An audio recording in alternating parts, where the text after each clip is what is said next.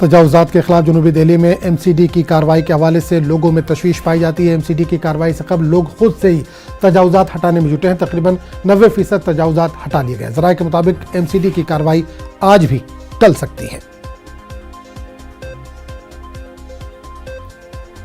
और इस पूरे मामले पे बात करने के लिए हम सीधे रुख करेंगे दिल्ली का, जहां से नुमाइंदा खुर्रम इस वक्त सीधे तौर पर जुड़े।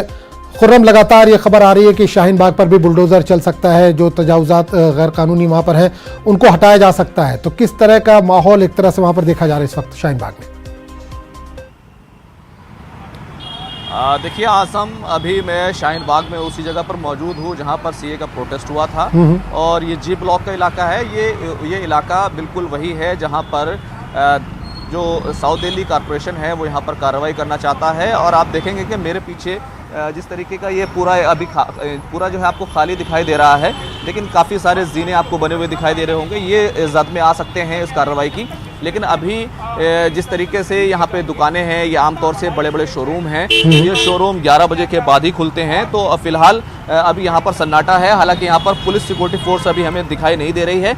और फिलहाल जो दिल्ली पुलिस की तरफ से जो खबर आ रही है, बड़ी खबर यही है कि आज भी ये कार्रवाई टल सकती है, क्योंकि कॉरपोरेशन की तरफ से जिस तरीके से बताया जाना चाहिए था कि उसे कितनी फोर्स चाहिए, कहाँ पर कार्रवाई करनी है, कितनी आशंका है, कितने वहाँ पर गड़बड़ भी हो सकती है, तो संवेदनशील जो हसास इलाका है, इस इलाके को देखते हुए उस तरीके से एमसीडी ने दिल्ली पुलिस को नहीं बताया है। और यही वजह है कि दिल्ली पुलिस की तरफ से ये कहा जा रहा है कि फ़िलहाल पुलिस फोर्स शायद आज अवेलेबल ना हो और बहुत कम जो है इम्कानात हैं कि यहाँ पर आज बुलडोज़र की कार्रवाई हो।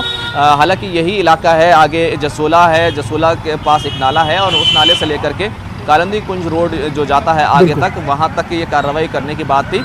लेकिन तजावुज़ात यहाँ पर पुख्ता तौर पर मौजूद हैं, ये ज़रूर मौजूद हैं। और ये अगर तोड़े जाते हैं तो काफ़ी बड़ा नुकसान जो है वो यहाँ के खुर्रम, जहांगीरपुरी की अगर हम बात करें तो वहाँ पर लोग जहनी तौर पर तैयार नहीं थे। अचानक बुलडोज़र पहुंचा, लोग अपने सामान भी नहीं निकाल पाए थे। लोगों की जो शिकायतें थी, शाहीन बाग में कई दिनों से ये कहा जा रहा है कि बुलडोज़र चलेगा, बुलडोज़र चलेगा। तो जो गैर कानूनी तजावुज़ात हैं, क्या लोगों ने हटाने शुरू कर दिए वहाँ से कार्रवाई से पहले ही?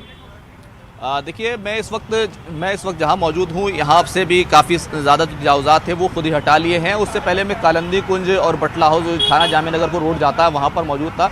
वहां पर हमने देखा है कि जो फर्नीचर्स की दुकानें हैं उनको सभी ने 90% लोगों ने पूरी तरीके से हटा लिया है। मस्जिद का कुछ हिस्सा बना हुआ था जिसमें टॉयलेट वगैरह का एक पोर्शन था, वजू खाना था, उसको खुद ही मस्जिद की कमेटी ने 3 दिन पहले मीटिंग करके तोड़ दिया है। ये तमाम चीज़ें हुई हैं। यही वजह है कि साउथ दिल्ली कॉरपोरेशन के जो सेंट्रल जोन है उसके जो ऑफिसर्स हैं उनकी तरफ से कहा गया है कि 70% से ज़्यादा तजावुज़ात जो अतिक्रमण है उसको शाहीन बाग के इलाके में हटा लिया गया है। तो ये तमाम चीज़ें हैं अपनी जगह। साथ ही साथ आज़म, आज देखा जाए तो सुप्रीम कोर्ट में एक अहम सुनवाई होने वाली है इस पूरे मामले को लेकर, खास तौर से जमीयत उलमा ने जहांगीरपुरी मामले को लेकर के जिस तरीके से वहां पर सुप्रीम कोर्ट का ऑर्डर आने के बाद जिस तरीके से कार्रवाई होती रही थी, उस मामले में आज एमसीडी को अपना जवाब दाखिल करना है कि 11:15 बजे जब सुप्रीम कोर्ट का ऑर्डर आ गया था फिर भी 12 बजे तक क्यों बुलडोज़र चलता रहा। तो ये एक अहम नुक्ता है जिस पर आज समाअत होनी है। हालांकि एक दूसरी पिटीशन ज़रूर सीपीआई की तरफ से वो सुप्रीम कोर्ट में गई है जो बुलडोज़र की पूरी कार्रवाई के खिलाफ है। तो ये तमाम चीज़ें जो है आज़म आज होने वाली है और ये तमाम जो चीज़ें हैं, तमाम जो नुकात हैं, हम अपने नाज़रीन को ये ज़रूर बताते रहेंगे।